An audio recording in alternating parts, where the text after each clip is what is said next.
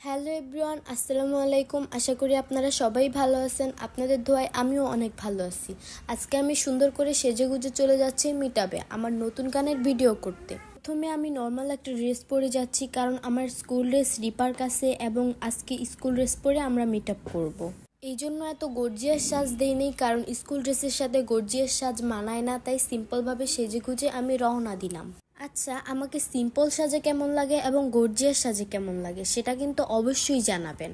আর আজকের মিটআপ এতটা দূরেও না, আবার এতটা কাছেও না, এই জন্য আমি একটা অটোতে করে সুন্দরভাবে চলে গেলাম। যাওয়ার সময় অনেক সুন্দর সুন্দর দৃশ্য দেখতে পাইলাম, যা আমার মনটাকে একদম ভালো করে দিচ্ছে। যাক, দেখতে দেখতে সুন্দর মতো চলে গেলাম আমি মিটআপে।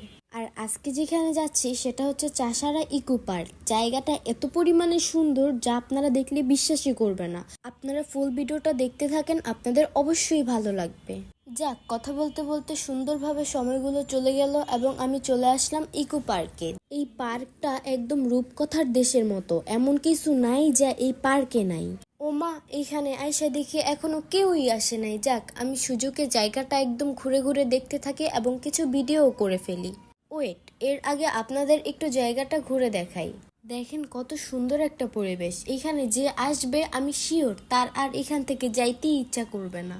এইখানে বড় একটা নাগরদোলনা আছে, আপনাদেরকে একটু দেখাই। দেখেন কত বড়, প্রায় 10 তলা বিল্ডিং এর সমান। যাক, আমি আমার একটা প্রমোশন ভিডিও আসছিল, এই জন্য এইটা এখানে করে নিলাম।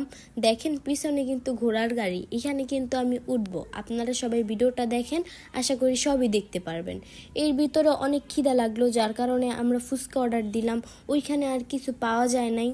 যাক, এইখানে বেশি দেরি করলো না, তাড়াতাড়ি ফুচকাটা দিয়ে দিল। আর এখানে আমি শুধু ফুচকা না, লাসি অর্ডার দিছিলাম, কারণ লাচ্ছিটা আমার খুব ভালো লাগে। আপনারা জিজ্ঞেস করতে পারেন ঠান্ডার ভিতরে লাচ্ছি কেন খাচ্ছি, আসলে সেদিন খুব গরম ছিল।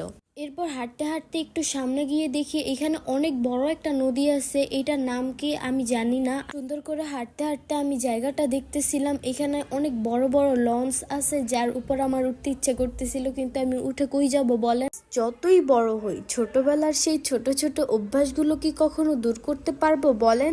দেখেন, পার্কে গিয়ে আমার ছোট ভাইয়ের সাথে আমিও ঘোড়ায় উঠে পড়লাম। অনেক ভালো লাগতেছিল, ছোটবেলাকে খুব মিস করি। আপনারা কে কে আমার মতো ঘোড়ায় উঠতে পছন্দ করেন অবশ্যই কমেন্ট বক্সে জানাবেন। স্কুল জীবন প্রথম প্রেমে তুই ছিলি আপন।